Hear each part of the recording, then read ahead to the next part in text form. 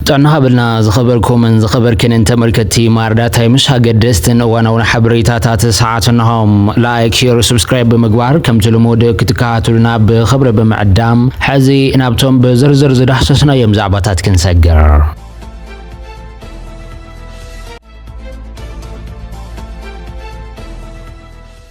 نبار بيت مخر تግራይ ናብ ስራሕ ይመለስ ዝብል ውሳነ ከም ዘይቅበልዎ ፕሬዝዳንት ሌተናል ጀነራል ታደሰ ወረደ ገሊጾም ፕሬዝዳንት ግዛው ምሕዳር ትግራይ ሌተናል ጀነራል ታደሰ ወረደ ሰላማውን ዲሞክራሲያውን ረኽከብ ዘይፍጽም እንተኾይኑ ግን ስሕተት ከም ዝኸውን ድማ ወሃብ ቃል ሕወሓት ተዛሪቡሎም ፕሬዝዳንት ግዛው ምሕዳር ትግራይ ሌተናል ጀነራል ታደሰ ወረደ ትማለማስ ዮም ምስሪዮት ሚድያ ኣብ ዝገብርዎ ጻንሒት ኮይኑ እቲ ውሳነ ከስዕቦ ዝኽእል ሓደገኛ ውጽኢ ዘመልከቱ እንትኸውን ይኹን እምበር እቲ ውሳነ መንግስቲ ፌደራል ጣልቃ ንኽኣቱ እቲ ኩነታት ልዕሊ ዓቕሚ ኮይኑ ለይለን ኣብ መንግስቲ ፌደራል ጻውዒተይ ገብርን ዝሓተተና ኣካል እውን የለን ኢሎም ፕሬዝዳንት ታደሰ ወረደ ኣብዚ ሕዚ እዋን ኣብ ትግራይ ብዙሓት ምክፍፋላት ተፈጢሮም እዮም በዚ ምኽንያት ድማ ብዙሕ ሓሳብ ዘለዎ ዝተገለለ ትግራዋይ ከመይ ኣኪብና ትግራይ ናብ ዝሐሸ መንገዲ ነሰጋግራ ከመይ ዝሐሸ መራፅታት ንርአዩ ዘተሓሳስበኒ ክብሉ ሌተናል ጀነራል ታደሰ ወረደ ገሊጾም ኣሎም እቲ ጉዳይ ናተይ ስልጣን ተናውሒልካ እዩ ወይ ድማ ኣይተቕጽልን ኣይኮነን እቲ ዋና ዛዕባ ከመይ ጌርና ካብቲ ነባር ቤት ምኽሪ መለስ ግዝያዊ ምምሕዳር ኣብቂዑ ትግራይ ናብ ንቡር ቀጻሊ መረፃ ነሰጋግራ ክኾን ዘለዎ ዝበሉ እቶም ፕሬዝዳንት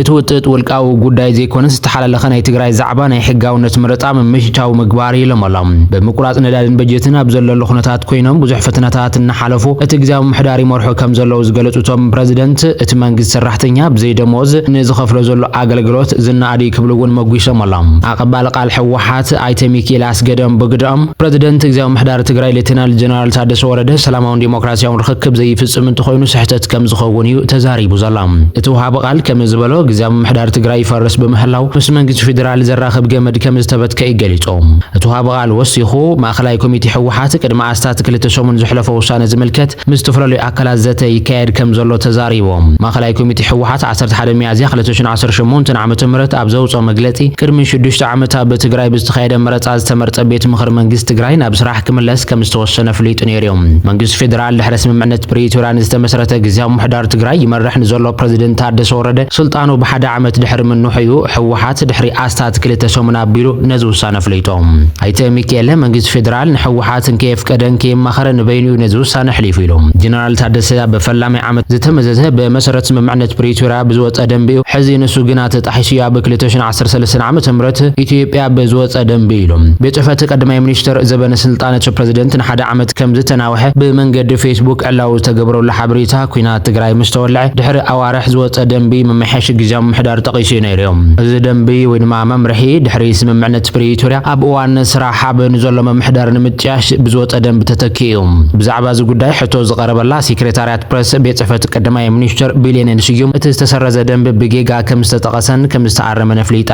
ድሕሪ ሰዓታት ቤት ጽሕፈት ቀዳማይ ሚኒስትር ብመንገዲ ፌስቡክ ዘርግሖ ጽሑፍ መስተኻኸል ተገይሩሉ ኣብ 2015 ዝወፀ ደንቢ ተጠቂሱ ግዜ ስልጣን ግዝያዊ ምሕዳር ዝተናውሐ ቅድሚ 1 ዓመት ሽመት ብዝተዋሃበሉ ደንቢ 2015 መሰረት ከም ዝኾነ ዝገለጸት እታ ሴክሬታሪያት ፕሬስ ካብዚ ብዝብገስ ድማ ውሳነ ሕጋዊ ምዃኑ ተዛሪባ ነይራ ወሃብ ቃል ሕወሓት ብወገኑ ቅድሚ 5 ዓመት ብዝወፀ ሽመት ብምሃቡ ብስምምዕነት ፕሪቶሪያ ስለ ዝፈረሰ ግዝያዊ ምሕዳር እውን ፈሪሱ በቲ ስምምዕ መንግስቲ ፌደራል የፍሪስዎ ንጀነራል ታደሰ ወረደ ንበይኑ ሸሙ ዝለኣኸልና መንግስቲ ፌደራል ሕወሓት ነዚ ይቅበልን ኢሉ ዕላው ገይሩ እዚ ግልጽ እዩ ዘሻሚ ነገር የብሉን ብምባል በዚ ምኽንያት ድማ እቲ ነባር ቤት ምኽሪ ንኽምለስ ከም ዝተወሰነ ገሊጾም እቲ ወሃብ ቃል ምስ መንግስቲ ፌደራል زول ركب كما يكون زبل أبقز على النريه يكون كسب حزب زول ركب جزء من محدار يفرس لزلو زنبرنا جمد تبتيشي زبل حسابنا نوصل دمايلهم زبيت مخرج مسرته له مرات تجراي باقمين 4 خلتوشن 10 خلتنا عم تمرت أبو تجراي استخيد بينه ومرتها بس من معنى بريتوريا ودو كم زخنة حتى زقرب ولا توها بقال بز حساب كم زي السما معي تزاريبهم بمسرة اسم معت مرتها كم زي صنع كم زي تجبرن يقداس أجدو كم صنحن جليتو أبتو وانست مسرة منجست تخللون أي فرسن بدردر جزيا من محدار تمسرت دمايلهم بدردر نستمر بيت مخري سسبندد ويدم أجدنا كي فرسن خصن حجرنا نسلام كنبلينا صنحنا تمرت أي تسرزن تبيت مخرون أي فرسن هولد جيرنا أنا أصنحنا يوكي بالملاشي بوم نتين لعلك للتعمس تخير الدماء وكنا تجراي زجت اسم معنى بريتوريا نتجراي مرت بيت مخرن مرت بيت مخر وكل تزبن كساب زكاة بتخلل حقفاي جزيا من محدار كم تتأشي دنجج بيت فيدريشن نتيا بكلتشن 10 خلتنا عمس مرت أب ትግራይ ዝተኻየደ መረፃ ከም ዘይተኻየደ ዝቁፅር ዘይጸንዕን ተፈጻምነት ዘይብሉን ከም ዝኾነ ድምፂ መረፃ ቅድሚ መሃቢ ውሳነ ሓሊፉ ነይሮም። ማእከላይ ኮሚቴ ሕወሓት እቲ ነባር ቤት ምኽሪ ንኽምለስ ኣብ ዝወሰነሉ እቲ መረፃ ካብ ዝካየድ 5 ዓመት ከም ዝሕለፈ ዘመልክት ሕቶ ሕጋውነት ተበጊሱ እዮም። ብዛዕባ እዚ ጉዳይ ሕቶ ዝቐርበሉ ሃብ ቃል ኣይተ ሚካኤል ሕጋዊ ብምባል መጉይቱ ፈለማ ዝተጣየሸ መንግስቲ ብትንኩያ ብኹይናት ንኽፈርስ ተገይሩ ናብ ስራሕ እውን ከኣቶ ይተገብረን ነይሩ። ሕዚ ድማ ናብኡ ክንምለስ ኢና ኢልና እንትንሓስብ ሕዚ መረፃ ከነካይድ ኣይንኽእልን ብውሳነና ኣረጋጊፅና ኢና ድማ ኢሎም። እቲ ሃብ ቃል ከም ዝበሎ ሕዚ መረፃ ክካየድ ዘይከኣል 40% ልዕሊኡን መሬት ትግራይ ህዝቢ ትግራይ እንተበቲኑ ስለ ዘሎ እዩ። ንሱ ወሲኹ ብከምዚታት ከም ብሓዱሽ መሪፅና መንግስቲ ከነጣይሽ ስለ ዘይንኽእል ሕዚ ዘሎ ኣብ 2012 ብዝተመረፀ ምሳስ ሰጋገርና ሕጋዊ መንግስቲ ድሕሪ ምምስራትና ክመፅእ ዝኽእል ነገር እንታይ ክኸውን ዝብል ኣብ ቀጻሊ ንሪኦ ብምባል ተዛሪቡ እዮም። በመሰረቱ ውሳነ ማእከላይ ኮሚቴ ሕወሓት እቲ ነባር ቤት ምኽሪ ናብ ስራሕ ንክንምለስ ምስ ተገብረ ሓዱሽ ፈጻሚ ካቢኔ ከም ዝጣየሽ እቲ ወሃቢ ቃል ገሊፆም። ብተወሳኺ እቲ ቤት ምኽሪ ፕሬዚደንት ከም ዝመርቕ ተዛሪቡ ነቲ ውሳነ ዝምልከት ዝካየድ ዘተ ምስ ተዛዘመ እዚ ተግባራዊ ከም ዝኸውን ክሳብ ሕዚ ግና መዓልቲ ከም ዘይተወሰነ እዩ ተዛሪቡ ዘሎ። ሕወሓት እቲ ነባር ቤት ምኽሪ ንኽምለስ ምውሳኑ ስዒቡ መግለፂ ዝሃበ ፕሬዚደንት ግዝያዊ ምሕዳር ትግራይ ጀነራል ታደሰ ወረደ ነዚ ውሳነ እውን ተቃዊምዎ እዩ። እቲ ውሳነ ንስምምዕነት ፕሪቶሪያ ውዱቕ ዝገብር እዩ ዝበለ ፕሬዚደንት ነዚ ስጉም ተስዒቡ ክመፅእ ዝኽእል ኩናት ከም ዝኸውን እዩ ገሊጹ ነይሮም። ሕወሓት እቲ ፕሬዚደንት ኣብ መግለፂኡ ዝተዛረቦ ከም ዝኣምነሉ ዝተዛረበ ኣይተ ሚካኤል ዕልዋ መንግስቲ ኣይኮነን ክግበር ዘሎ ምርኽኻብ ብምባል ተዛሪቦም። ሰላማዊ ዲሞክራሲያዊ ምርኽኻብ ከም ዝገብር ንኣምን ካብ ዝወፃእ ዝኸይድ ሰብ እንተልዩ ወይ ድማ ካብ ዝወፃእ እንተኸይዱ ግና ስሕተት እዩ ዝኸውን ትኽክል ኣይኸውንን ድማ ኢሎም። ፕሬዚደንት ታደሰ ወረደ ስልጣን ንምርካብ ፍቃደኛ እንተደኣ ዘይኮይኑ ቀጻሊ ስጉምቲ ሕወሓት እንታይ ከም ዝኸውን እቲ ወሃቢ ቃል እዩ ተሓቲቶም። ቀጻሊ ፕሬዚደንት መን ከም ዝኸውን ሕዚ ክንዛረብ ኣይንኽእልን ስልጣን ዘለዎ ኣካል ቤት ምኽሪ ስለ ዝኾነ ንመን እዩ ፕሬዚደንት ክገብር ዝብል ነገር ኣብ ቀጻሊ ንሪኦ ክኸውን እዩ ድማ ኢሎም። ንሱ ወሲኹ ፕሬዚደንት ታደሰ ብሰላማዊ ስልጣን ክረክብ ኣየረክብን ዝብል ሕዚ ካታ ዓይነት ክኸውን ኣይኽእልን ሻቡ ምስ በፃሕና ንሪኦ ነገር ክኸውን ብምባል ተዛሪቦም። ሕዚ ግዝያዊ ምሕዳር ፈሪስ እዩ እቲ ቤት ምኽሪ ናብ ስልጣን ክመፅእ ዝበለ እቲ ወሃቢ ቃል ፕሬዚደንት ናይ ምሻምን ካቢነ ምቕያርን ስልጣን ዘለዎ እቲ ቤት ምኽሪ ምዃኑ ገሊጹ ስለዝኾነ ድማ ኣብቲ ክልል ክልተ መንግስቲ ክህልው ክበሃል ከም ዘይከኣል ይጠቒሶም። እቲ ውሳነ ሕወሓት ዝምልከት ዛጊድ ካብ መንግስቲ ፌደራል ዝተዋህበ ሕላዊ መግለፂ የብሎን።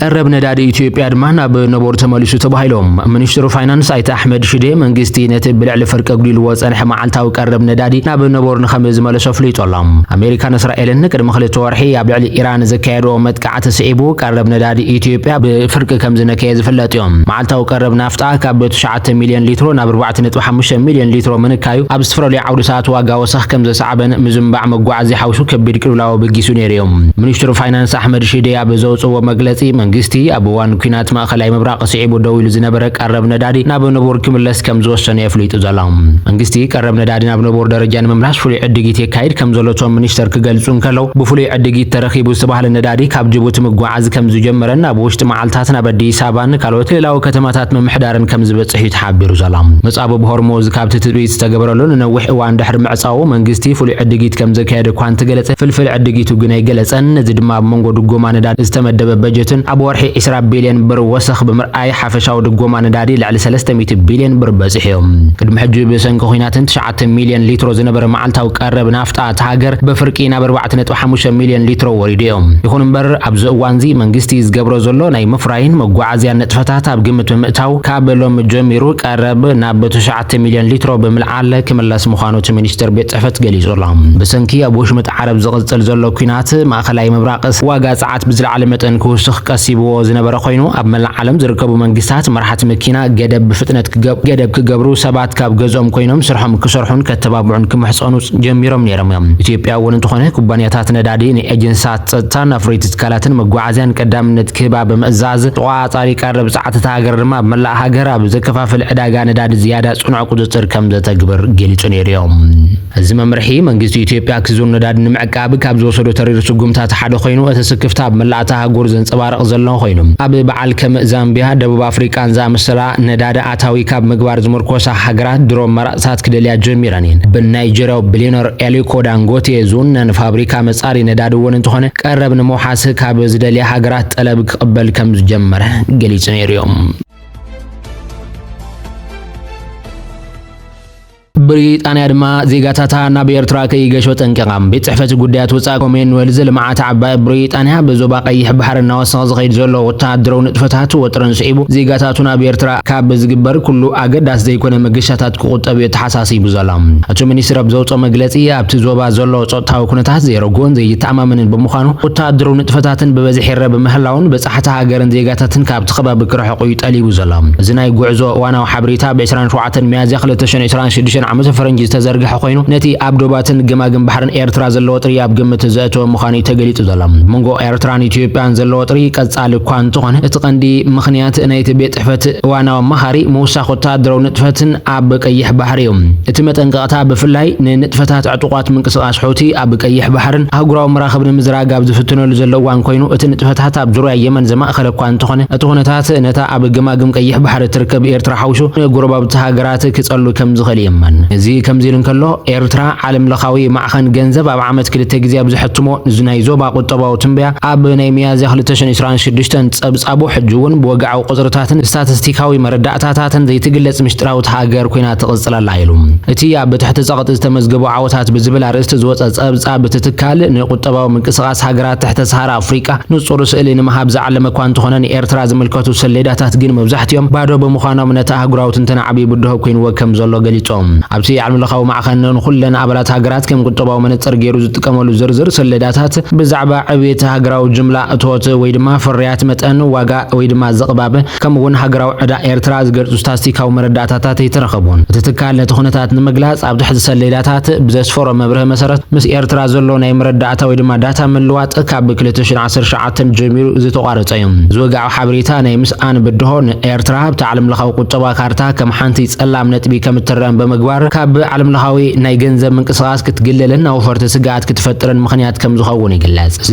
ብመንግስቲ ኤርትራ ዝተመርጸ ቁጠባዊ ምስጢራውነት ዝመስል ኣካይዳ እታ ሃገር ኣብ ከም ምሕኻኽ ዕዳን ዓለም ለኻዊ ፋይናንሳዊ ሓገዛትን ዝኣመሰሉ ዕድላት ክትግለል ይገብራ ይኹን እምበር መንግስቲ ኤርትራ ብዛዕባ ኣህጉራውያን ትካላትን ቁጠባዊ ፖሊሲታቱን ናይ ነዊሕ ግዜ ንጹር መግለጺ ኣለዎም ኤርትራ ካብ ደገ ዝመጽእ ልቓሕን ሓገዝን ንድሕረት ዘቃልዕ ንናጽነት እውን ዝገትእ ከምኡውን ሃገራት ናብ ዕዳ ዝሽምም ዝብል ጽኑዕ እምነት ኣለዋ በዚ መሰረት ዘይርእሱ ምርኩሳዊ ቁጠባዊ ፍልስፍና እታ ሃገር ኣብ ክንዲ ንኣህጉራውያን ኣውፈርቲ ዝስሕብ ዳታ ምዝርጋሕ ኣብ ውሽጣዊ ዓቕማ ብምትኳር ንመሰረታዊ ልምዓት መደባት ቀዳምነት ከም ትህብያ ትገልጽ ዓለም ለኻዊ ማዕኸን ገንዘብ ዋላ እኳ ሓፅረት ሓበሬታ እንተለዎ ካብ ዝተፈላለዩ ፍልፍላት ኣብ ዝረኸቦ መረዳእታ ጥራይ ተመርኪሱ ቁጠባ ኤርትራ ኣብ ዓመት 2026 ብመጠኑ ኣሳት 2.9 ሚእታዊት ክዓቢ ከም ዝኽእል ትንበኡ ኣቐሚጡ ኣሎ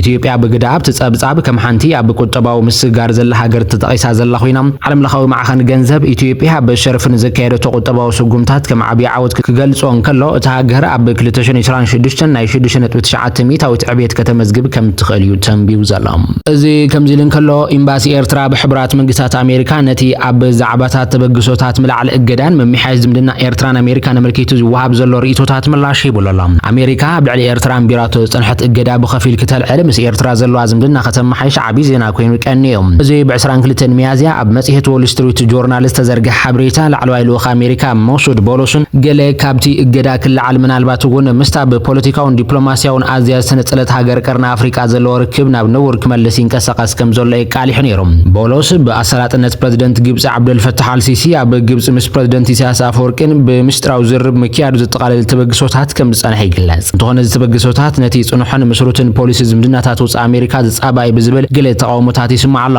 ሕማቕ ተሓሳሰባዊ ምስላት ዘለዋ ምርጫ ዘካየድ ዲሞክራስያዊ ቅዋማዊ መንግስቲ ዘይብላ ነቲ ካብ ጽባሕ ናጽነታት ሒዛ ኣብ ዝኸፈተቶ ወታደራዊ መልካዊ መንግስቲ ሒዛ ትቕጽል ከም ዘላን ምስ ዘላ ሃገር ዝግበር ምልዓል እገዳን መሚሓዝ ዝምድናን ተሰዓርነት ኣሜሪካ ዘመልክት ንመልካዊ ስርዓት ድማ መጎስ ምዃኑ ሓያለ ፖለቲከኛታት ኣሜሪካ ርእይቶም ይሂብሉ ኣሎም ነዚ መልኪቱ ትማሊ ኣብ ዝተዘርግሐ መግለጺ ኤምባሲ ኤርትራ ኣብ ኣሜሪካ እቶም ነዚ እዋናዊ ጉዳያት ተመልኪቶም ብዝተፈላለየ መንገዲ ርእይቶታት ዘቕርቡ ዘለዉ ውልቀ ሰባት ነጻ ተንተንቲ ተመሲሎም ዝቐርቡ ተኸፈልቲ ሎቢታት ምዃኖም ብምጥቃስ ነቲ ተፈጢሩ ዘሎ ተስፋታት ንምዝራግ ናብ ዝበለየ ዝተመርጸ ትረኻታት ተመሊሶም ጥርጣረታት ክእትዉ ይፍትኑ ከም ዘለዉ ይወቂሱ ዘሎ ንዳግመ መምሕያሽ ዝምድና ኣሜሪካ መልኪቱ ፕሬዚደንት ኢሳያስ ኣብቲ ዝሓለፈ ጥሪ ምስ ቴሌቪዥን ኤርትራ ብዝግበሩ ቃለ መሕተት እውን ኣልዒሉ ተመሳሳሊ ብድሆታት ከም ዘሎ ኣሚቱ ምንባሩ ይዝከር ፕሬዚደንት ኢሳያስ ኣብዚ ሓደ ዓመት ዝተዓዘብናዮ ዝበሎ ጉዳይ መኸርቲ ኢና ዝብሉ ነቲ ጽምዶ ጅምር ካብ ዘበለ ዕድል ክህብዎ ይደልን ብምባል ሎቢታት ኣሜሪካ ከም ዓብዪ ፀገምን ዕንቅፋት ምዃኖም ኣቐሚጡ ነይሮም መጽሔት ዎል ስትሪት ጆርናል እውን ኣብ ዓንቀጹ ጂኦግራፊያዊ ስትራቴጂካዊ ኣገዳስነት ኤርትራ ብምጉላሕ እንተኾነ መራሒ ኤርትራ ሃገሩ ኣብ 19 1993 ካብ ኢትዮጵያ ብወግዕ ነጻነት ካብ ትርክባት ሒዙ ዝመርሕ ዘሎን ካብ ሽዑት ሒዙ ድማ ስልጣን ብምጽናዕ ሓደ ካብቶም ኣብ ዓለምና ኣዝየን ዓፈንቲ ምልካውያን ስርዓታት ፈጢሩ ብምባል ኮሚሽናት ኮንግረስ ኣሜሪካ ኤርትራ ኣብ ልዕሊ ፖለቲካዊ ተቃውምትን ሃይማኖታዊ ነጻነትን ስርዓታዊ ዓፈናት ተካይድ እሱራት ብምስርጣይን መንእስያት ድማ ናብ ግዱድ ወታደራዊ አገልግሎት ብምእታው ሰሜን ኮርያ ኣፍሪቃ ኢለን ይጠቕሳ ኣኪብል ኣስፊርዮም ከምዚ ዝበለ ምደባን መዝገብን ዘለዋ ሃገር እገዳ ምልዓል ምሕዝነት ምሕዳስን ንምምሕዳር ኣሜሪካ ኣጸጋሚ ምዃኑ ድማ እዩ ዝምጎት ኤምባሲ ኤርትራ በመግለጺኡ እቲ ኣብ ልዕሊ ኤርትራ ንዓሰርታት ዓመታት ዝቐጸለ ጸቕጢ እገዳን ተነጽሮን ዕላማታት ፖሊስ ኣሜሪካ ይኹን ዞባዊ ምርጋእ ኣየገልገለን ብምባል እዚ ድማ ድላይነት ከም ዘይነበሮን ንዓበይ ዝመጽእ ዘሎ ረዳዳእ ከም ዘሎ ይሕብር እዚ ሱር ዝሰደደ ወገናውነት ዝደረኾ ትርኻታት ብዘይ ጭቡጥ መርቱዕታት ኣብ ማሕበራዊ መራኸቢታት መድግጋሙ ኮነ ኢልካ ነቲ ዝግበር ዘሎ ጻዕርታት ንምትዕንቃፊ ክብል እውን እዩ ከሲሱ ዘሎ እቲ መግለጺ ኤርትራ ካብ ጽባሕ ናጽነታት ሒዛ ኣብ ሉዓላውነት ዝተሰረተ ጽግዕተኝነት ዘርሐቅ ፖሊሲ ክትክተል ከም ጸንሐት ብምጥቃስ ኣብ ንግድን ወፍርን ሃገራዊ ዋንነትን ዘቀድም ሓበራዊ ረብሓታት ክትክተል ከም ጸንሐት እውን ይገልጹ ቶም ነዚ እዋናዊ ተበግሶታት ምምሕዳር ትራምፕ ብምቋም ድምጾም ዘስምዑ ዘለው ኣሜሪካውያን ፖለቲከኛታት እገዳ ዝለዓል ሓንቲ ሃገር ጭቡጥ ውሽጣዊ ለውጢ ምስ ተመዝግብ ምዃኖም ብምጥቃስ ኣብ ኤርትራ ግን ዝኾነ መዋቕራዊ ምምሕያሽ ከም ዘይተራእየሉን ሽጉምቲ ይውሰድ ምህላው ንኣሜሪካ እንታይ ረብሓ ኣለዎ ብምባል ከም ስትራቴጂካዊ ፍሽለት ገይሮም ክገልጽዎ ይስምዑ ኣሎም ነዚ ዝነጽግ መግለጺ ኤምባሲ ኤርትራ ኣብ ሕብራት መንግስታት ኣሜሪካ ድማ እዚ ከምዚ ዓይነት ትርኻታት ሰላም ኣየምጽን ስትራቴጂካዊ ረብሓታት ኣየገልግልን ድማ ኢሎም እዚ ንቅድሚ ዝወስድ መንገዲ እምበር ነቶም ውጽኢት ዘይብሎም ፖሊስታት ብፍላይ ድማ ነቶም ብውልቀ ሰባት ዝደረኹ ዘለው ገስጋስ ሓዲዱ ከስሕቱ ዝህቅኑ ሽርሓዊ ትርኻታት ምውጋድ ከም ዘድልዩ ጸዊዑ ዘሎም ዝኸበርኩምን ዝኸበርክንን ተመልከትና ንሰዓት ሒዝናልኩም ዝነበርና ሓበሬታታት እቶም ክትከታተልዎም ጽናሕ ይመስሉ ነይሮም ኣብ ዝቕጽል ብሓድሽ ምዕባለታት ክሳብ እንራኸብ ሰሰናይ ንመነየልኩም